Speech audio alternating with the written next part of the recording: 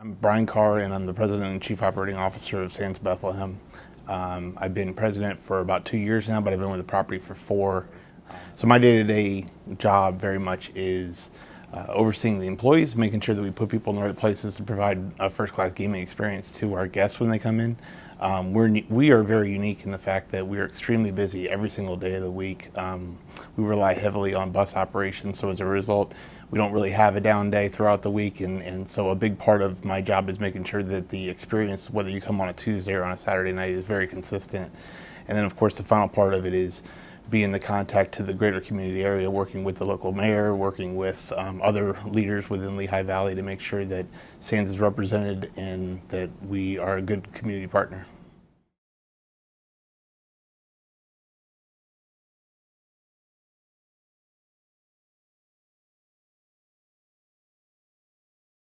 Sands Bethlehem is about 3.5% of Las Vegas Sands. It was Las Vegas Sands' first real foray into an American market outside of Las Vegas. And we work on a daily basis with the Las Vegas Sands team in getting capital, working and continuing to expand our marketing programs and really reach out not only in Pennsylvania but into North Jersey and into New York.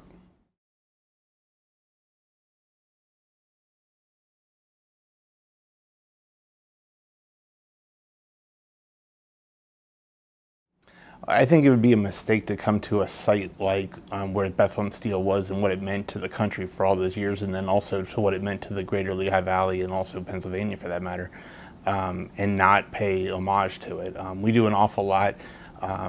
Obviously, as you walk through the casino, and you can see an awful lot of the architecture and themes kind of carry through the entire building.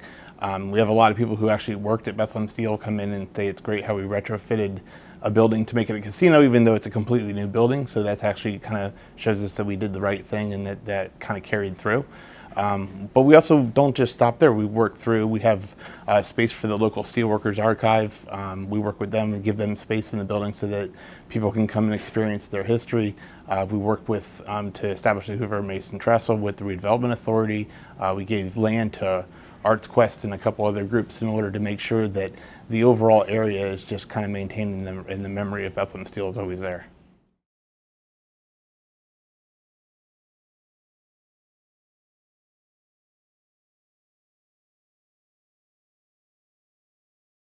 When you're one of the largest employers in the area where you are, like we are, where we have over 2,500 employees, and then our third-party vendors within the building have nearly 700 employees in the building. So we're talking about 3,200 people that live in and work here. 92% of our employees live in the state of Pennsylvania, and 82% of them live in the Lehigh Valley. So as a result, you want to be a good corporate partner because it's one, it's the right thing to do, but two, it's your employees that are out there in that community, so you want to make sure you're taking care of them. We do an awful lot with the Hispanic Center, we do a lot with Donegan, we do an awful lot with Victory House.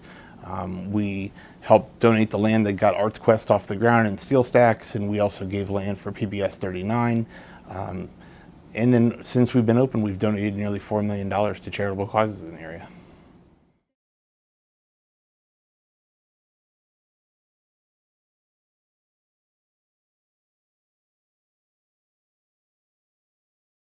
Las Vegas Sands really focuses on their people, the community, and then sustainability. And so the people we've talked about an awful lot, which is you give people good jobs, you give them an opportunity to get to the next level and really rise themselves up. In Bethlehem here, our average salary last year with benefits was nearly $45,000. That far outpaces anything in the Lehigh Valley.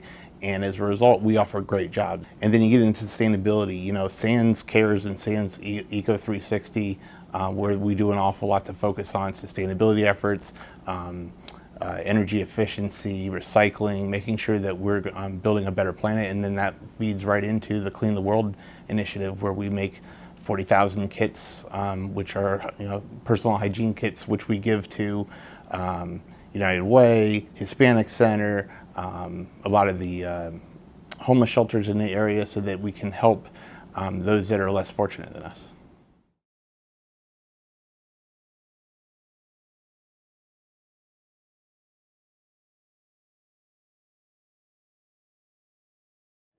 I think all you have to do is walk our building and realize that you've got a 282 room hotel that runs nearly 96% occupancy. You've got mall outlet. You've got a entertainment center that brings in over 80 acts a year that, to be honest with you, are not playing the Lehigh Valley area without our support in bringing them in.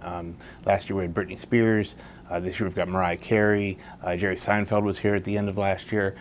These are all acts that would not be playing the Lehigh Valley without having that attraction. And I think when you add in the bars and the nightclubs and Buddy V's and Emerald Lagasse and our involvement in the Food and Wine Festival, we really bring an awful lot more to the area rather than just there's casino gaming.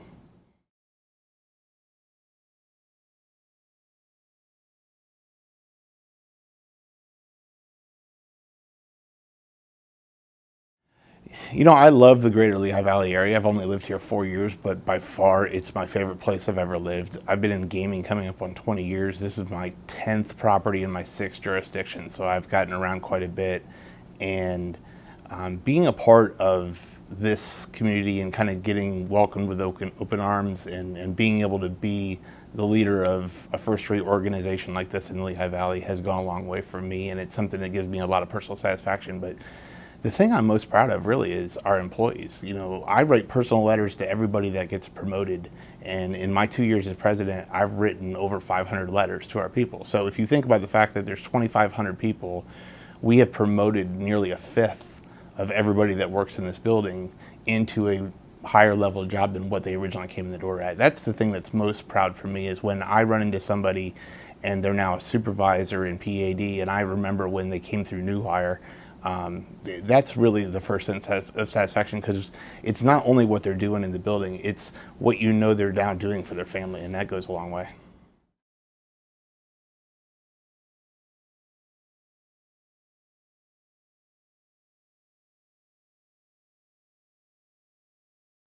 Back when I first got in the industry, there were really only 4 or 5 markets in the U.S. that had gaming, and there were a couple others that had some Native American casinos, but not really widespread. In that time, you're getting to the point now, especially on the East Coast, where almost every major state has some form of legalized gaming in their market, and that's really kind of changed the game. Before, when you were just Atlantic City, the alternative for somebody was either you went to Atlantic City or you got on a plane for 4 hours and flew to Vegas. And now that's not an option. So what that's really made us do is you have to become more, and that's really what you're seeing at this property, is you can't just offer slots and tables and poker and just expect that people come. You have to give them a first-rate hotel. You've got to have shopping. You've got to have great restaurants. You've got to have other reasons that they would come to your building rather than go to somebody else.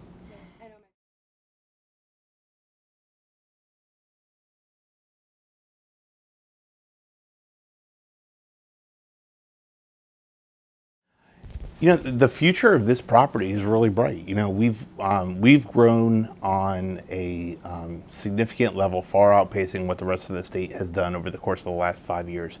I would look for that to continue. I see us continuing to diversify our offerings. I see that we continue to mature in our marketing efforts, and that will create a lot more employment opportunities. I hope to see our employee numbers significantly grow in the coming years. And then also partnerships that we'll be able to do with others in the community that will help stimulate additional growth. Some of the things that we've already started to do, you're starting to see an awful lot more of development going on the south side right now, and I would like to think that a large part of that is because of the excitement around what we're doing here.